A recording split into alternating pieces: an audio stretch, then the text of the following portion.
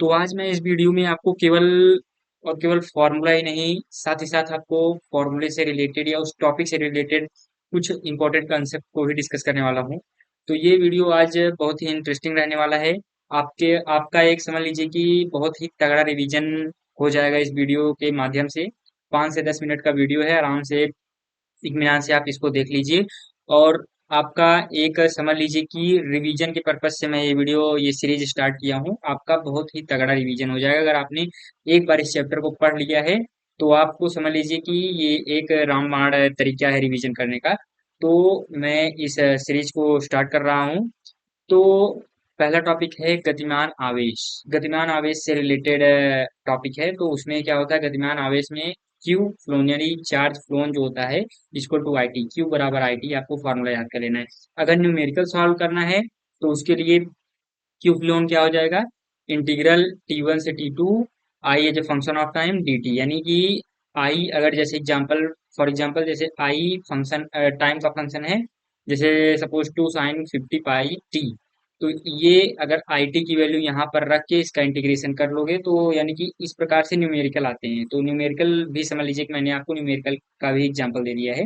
इस तरीके से सपोज ये सवाल में अगर ये दे दिया फंक्शन टाइम का फंक्शन में, तो आराम से उसमें रख करके इंटीग्रेट कर देंगे, आंसर आ जाएगा।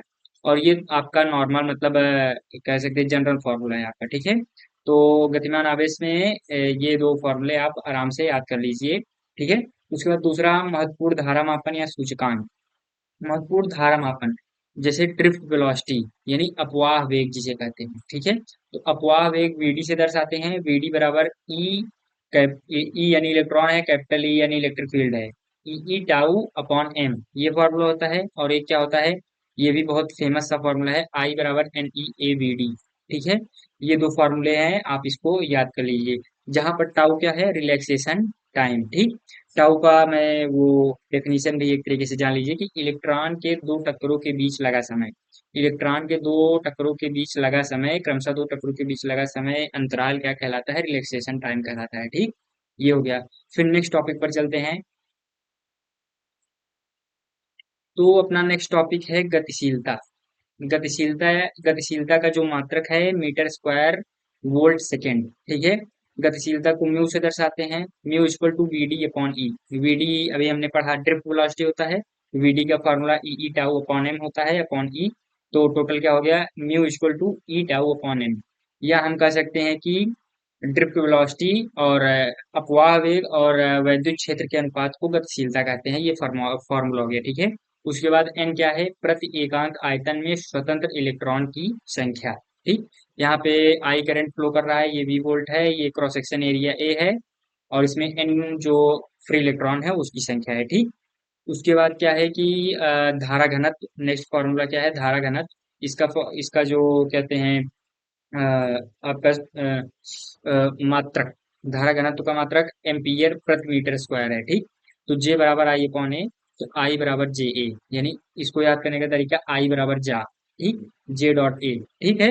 तो जे क्या है, वो धारा घनत्व। उसके बाद ई बराबर रो जे, ठीक। रो क्या है, रेसिस्टिविटी है यानी प्रतिरोधकता है, ठीक। तो ये दो फॉर्मूले आराम से आप याद कर लीजिए। धारा घनत्व जे बराबर आई अपॉन ए, यही समझ लीजिए कि इसका कोर फॉर्मूला है, ओके। फिर तीसरा जो कि फॉर्मूला है अपना, तीसरा फॉर्मूला प्रतिरोध से रिलेटेड है। तो प्रतिरोध आर बराबर क्या हो जाता है, आर बराबर मुझे पता है, आर बराबर रो एल बाई ए। तो रो की वैल्यू यहाँ पर मैंने ये पुट की है, यानी रो की value m upon n square tau. ये मतलब प्रूव करके आता है, डेरिवेशन करके। तो इसमें फॉर्मूले के पर्पज से बनाया तो फॉर्मूला ही लिख दिया हूँ डायरेक्ट, आर बराबर m upon n square tau l upon l, ठीक। और आर का प्रतिरोध का मात्रा गुण तो पता ही होगा, बहुत ही फेमस सा फॉर्मूला है, ये टेंथ में भी, क्लास टेंथ में भी आता है प्रतिरोध। तो आर किस पर डिपेंड करता है, ये बहुत इंपॉर्टेंट टॉपिक है। आर किस पर डिपेंड करता है, आर लंबाई के अनुक्रमानुपाती होता है लेंथ के, और जो क्रॉस सेक्शन एरिया होता है उसके व्युत्क्रमानुपाती होता है। यानी कि तार जितना मोटा होगा प्रतिरोध उतना कम होगा, तार जितना पतला होगा प्रतिरोध उतना ज्यादा। और लंबाई, लंबाई जितनी ज्यादा प्रतिरोध उतनी ज्यादा, ठीक है। तार की जितनी ज्यादा लंबाई होगी, ओके। और उसके बाद है प्रतिरोध रो। रो, आर और रो एक दूसरे के प्रोपोर्शनल है, इक्वल में है। तो रो की value m upon n square tau. यदि तापमान बढ़ेगा तो प्रतिरोध भी बढ़ेगा, यानी कि ये एक टॉपिक भी है एनसीईआरटी में, आप देखेंगे कि प्रतिरोध की ताप पर निर्भरता। तो प्रतिरोध की ताप पर क्या निर्भरता रहती है कि प्रतिरोध बढ़ेगा तो ताप भी बढ़ेगा, प्रतिरोध घटेगा तो ताप भी घटेगा, या ताप घटाने पर प्रतिरोध घट जाता है, ताप बढ़ाने पर प्रतिरोध बढ़ जाता है, ठीक। तो if T is increases then resistance is also increases, okay. उसके बाद लेकिन हाँ, एक चीज नोट करने की योग्य बात यह है कि ये आपको एक नंबर में या ऑप्शनल में एमसीक्यू में पूछ सकता है कि अर्धचालकों के लिए जो, क्योंकि सेमीकंडक्टर है आप वाले में, तो अर्धचालकों के लिए अगर पूछ लिया तो ये उल्टा हो जाएगा, यानी कि ताप बढ़ाएंगे तो प्रतिरोध क्या हो जाएगा, घट जाएगा, ठीक। ये इंपॉर्टेंट बात है, इसको अवश्य याद कर लीजिए। उसके बाद चौथा क्या है, सेल। सेल के बारे में यानी ईएमएफ, इलेक्ट्रोमोटिव फोर्स, और उसके बाद इंटरनल रेसिस्टेंस यानी आंतरिक प्रतिरोध के बारे में यहाँ पर डिस्कस करने वाले हैं। तो ये ई है यानी ईएमएफ है, ये आर क्या है, आंतरिक प्रतिरोध, इंटरनल रेसिस्टेंस, ये ए और बी के बीच में ये एक इंटरनल रेसिस्टेंस का जो है सेल का मतलब है, एक तरीके से कह सकते हैं कि सेल को इस तरीके से दर्शाया जाता है रिटर्न फॉर्मेट में। तो दो तरीके के सेल होते हैं, जब धारा क्या हो रही हो, जो छोटे डंडे से बड़े डंडे की ओर प्रवाहित हो रही हो। एक तरीके से मैं समझाने के लिए बता रहा हूँ कि छोटे डंडे से बड़े डंडे की तरफ जब धारा का प्रवाह होता है, तो उसके लिए फॉर्मूला क्या होता है, V A B equal to E minus I R, ठीक। निगेटिव में चला जाता है, यानी वर्क डन बाई बैटरी, यानी बैटरी के द्वारा कार्य किया जा रहा है, यानी जब हम कार्य करते हैं तो ऊर्जा का ह्रास होता है, इसलिए नेगेटिव का सिंबल। उसके बाद क्या कह रहा है, फिर उसके बाद नेक्स्ट क्या है, जब हम बड़े बड़े डंडे से छोटे डंडे की तरफ धारा प्रवाहित होती है, यानी कि आप क्या कर रहे हैं, चार्ज कर रहे हैं। आप चार्ज कर रहे हैं तो यानी work done on the battery, यानी कि आप बैटरी पर कार्य कर रहे हैं, यानी बैटरी को जब चार्ज कर रहे हैं तो पॉजिटिव। तो ये यहाँ से डिस्चार्ज हो रहा है, धारा ली जा रही है बैटरी से, और यहाँ पर धारा दी जा रही है, तो यहाँ पे इसलिए पॉजिटिव का सिंबल आया, ठीक। तो ये दोनों कंडीशन आपको याद रखनी है, ये समझ लीजिए कि ये एनसीईआरटी में एक टॉपिक दिया गया है, इसको मैं शॉर्ट फॉर्म में लिख दिया हूँ, आराम से रिवाइज करने में कोई प्रॉब्लम नहीं हुई होगी। तो पांचवा टॉपिक आते हैं, पांचवा टॉपिक देखते हैं। तो पांचवा टॉपिक सेलो का संयोजन। सेलो का संयोजन सीरीज में और पैरेलल में, दो तरीके से ये दो तरीकों सेलो का संयोजन होता है। यहाँ पर एक टॉपिक कट चुका है, प्रतिरोधों का श्रेणी क्रम संयोजन और समांतर क्रम संयोजन, ये 2023 में था, 2024 से ये मतलब कट चुका है। तो 2025 में भी नहीं आया था, 2026 में भी नहीं है सिलेबस में, ठीक, न्यू एनसीईआरटी के अकॉर्डिंग। तो यहाँ पे केवल सेलो का संयोजन है, तो इस टॉपिक को आप पढ़ लीजिए, ठीक है। सीरीज, सीरीज में आप क्या रखेंगे, ए और बी में मतलब सीरीज क्रम में जब जैसे सेल अगर जुड़े हुए हैं, ऐसे ये E1 है, ये R1, E2, R2, E3, R3, ये एक सेल हो गया, ये दूसरा सेल, ये तीसरा सेल, ठीक। तो इसको अगर हम ऐड करेंगे तो एक ई इक्विवेलेंट बनेगा, आर इक्विवेलेंट। ई इक्विवेलेंट क्या हो जाएगा, E1 plus E2 plus E3। लेकिन यहाँ पे एक मैं यहाँ पे मिस्टेक कर दिया हूँ, यहाँ पर E3 नहीं रहेगा, यहाँ पर क्या रहेगा, माइनस E3 रहेगा, क्या रहेगा, माइनस, ठीक। तो आप इसको बना लीजिएगा, ये माइनस रहेगा, नेगेटिव सिंबल रहेगा। क्यों नेगेटिव रहेगा, क्योंकि कि यहाँ पर देखिए ये बड़ा डंडा फिर छोटा डंडा फिर बड़ा फिर छोटा, यहाँ पे इसका जो कह सकते हैं कि पोल, जो इसका ध्रुव है वो चेंज हो गया है। ध्रुव अगर चेंज हो जाता है तो निगेटिव का सिंबल आ जाता है। तो हम ए से बी की तरफ जा रहे हैं, तो ये प्लस टर्मिनल होता है, नेगेटिव टर्मिनल, ये पॉजिटिव टर्मिनल, नेगेटिव टर्मिनल, ये नेगेटिव ये पॉजिटिव, तो नेगेटिव यानी पहले आया है तो यहाँ पे नेगेटिव आ जाएगा, ठीक। अगर यहाँ पे पॉजिटिव आता है तो यहाँ पर फिर से पॉजिटिव आ जाता है, ओके। उसके बाद लेकिन रेसिस्टेंस में ऐसा नहीं होता, इंटरनल रेसिस्टेंस में केवल सीधे हम ऐड कर देंगे R1 plus R2 plus R3, चाहे इस तरफ से धारा का प्रवाह हो चाहे इस तरफ से, कोई प्रॉब्लम नहीं है, हम वही लिख देंगे R1 plus R2 plus R3, okay. तो यहाँ तक हो गया। फिर उसके बाद पैरेलल में आते हैं, पैरेलल में दो यहाँ पर कह सकते हैं ईएमएफ लगे हुए हैं, तो दो वोल्टेज लगे हुए हैं, तो इसका इक्विवेलेंट क्या हो जाएगा, ई इक्विवेलेंट E1/R1 माइनस E2/R2, क्योंकि यहाँ पर इसका देखिए टर्मिनल जो है दोनों का अपोजिट टर्मिनल है, इसलिए यहाँ पे नेगेटिव का सिंबल आ जाएगा, ओके।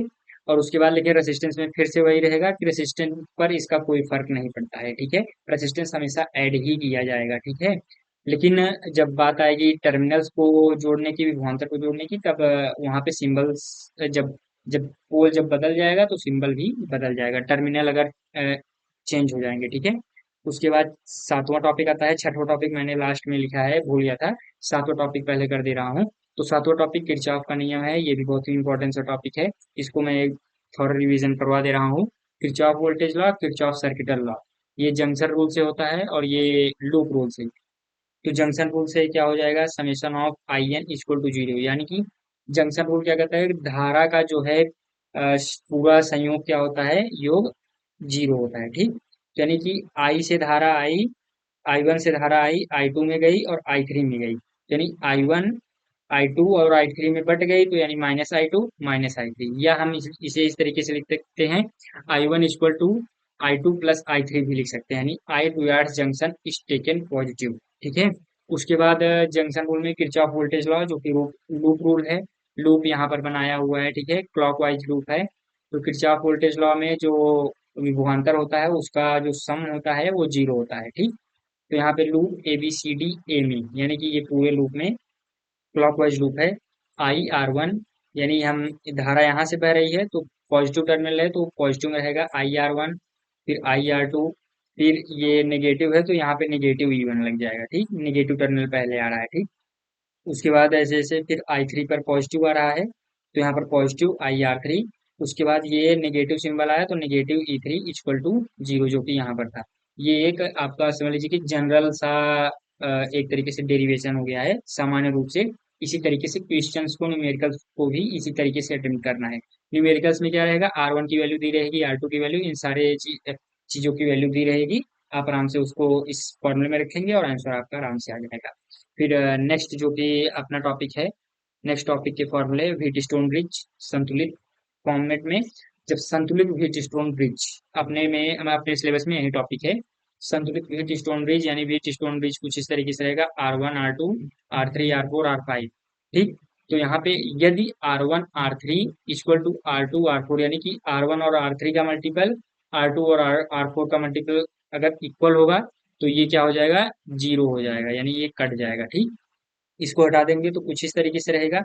तो इस प्रकार से क्या हो जाएगा, आर टू को इधर लेके आएंगे, आर वन को इधर लेके जाएंगे तो क्या हो जाएगा, R one upon R two equal to R four upon R three, यही क्या हो जाएगा आपका केवी व्हीट स्टोन ब्रिज। ठीक, फिर अगर अल्टरनेटिव अल्टरनेटिव फिगर आ जाता है, जैसे कि क्वेश्चन में आपको ऐसे डायरेक्ट कभी कभी दिया रहता है, कभी कभी इस फॉर्मेट में भी दिया रहता है।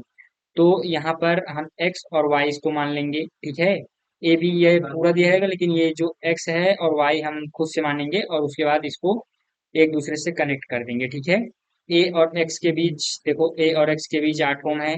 उसके बाद a और y के बीच क्या है, 4 ओम है। देखो यहाँ a और y के बीच 4 ओम। उसके बाद x और b के बीच कितना ओम है, x और b के बीच, x और b के बीच 4 ओम है। और उसके बाद y और b के बीच 2 ओम।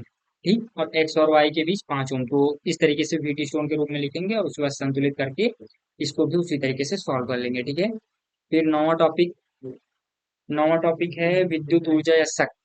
ठीक, तो Q बराबर यानी Q बराबर आई टी, मैंने ऊपर आपको बताया ही था, मतलब पहले शुरुआत में। तो V बराबर डेल्टा डब्ल्यू वन क्यू होता है, तो डेल्टा डब्ल्यू बराबर वी क्यू। तो यहाँ से डेल्टा डब्ल्यू बराबर वी आई डेल्टा टी, तो डब्ल्यू बराबर वी आई टी हो जाएगा। ठीक, तो ये वर्क बराबर वी आई टी, यानी धारा, समय, और वी यानी विभव।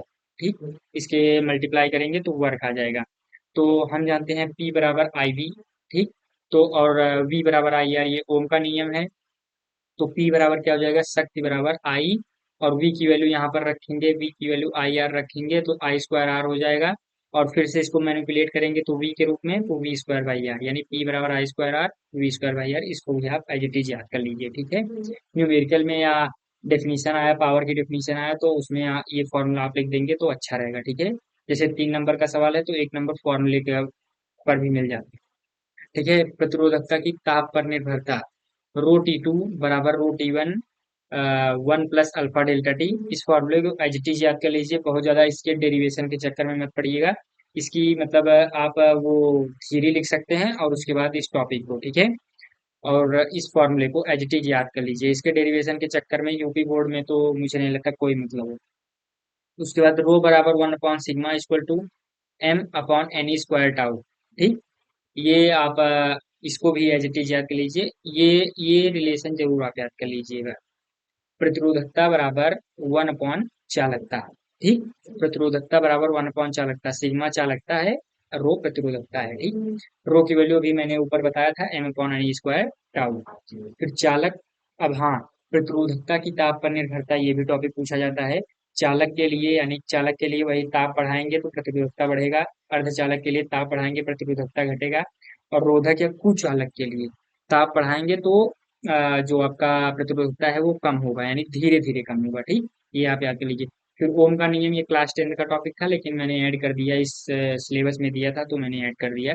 यदि ताप दाब और अन्य भौतिक राशि नियत रहे तो किसी चालक के सिरों पर प्रवाहित धारा उस पर लगाया गया विभवांतर के अनुपाती होता है, यानी धारा और विभवांतर एक दूसरे के क्या हो रहते हैं, अनुक्रमानुपाती, जब भौतिक राशियां क्या हो, नियत हो। ठीक, तो V बराबर जो ये प्रोपोर्शनैलिटी कांस्टेंट क्या हो जाएगा, रेसिस्टेंस, V बराबर आई आर हो जाएगा, V बराबर आई आर, आर क्या है जहाँ पर प्रतिरोध है, उसका मात्रक ओम। ठीक, तो मैंने इस चैप्टर में 10 टॉपिक थे, 10 टॉपिक में जो जो फॉर्मूले थे मैंने आपको बता दिया है। आप इसको अच्छे से एक बार फिर से रिवाइज कर लीजिए। इसका पीडीएफ लिंक डिस्क्रिप्शन में आपको मिल जाएगा, आराम से उसको फिर से एक बार देख लीजिएगा। कभी भी आपको पढ़ने की इच्छा है तो आराम से 10-5 मिनट इसको निकाल करके आराम से इस टॉपिक को पढ़ लीजिएगा। और इस चैप्टर से 7 नंबर का पूछा जाता है अप्रॉक्स, लेकिन 7 में से 5 नंबर या 4 नंबर केवल इन्हीं फॉर्मूले को पढ़ करके आप ला सकते हैं।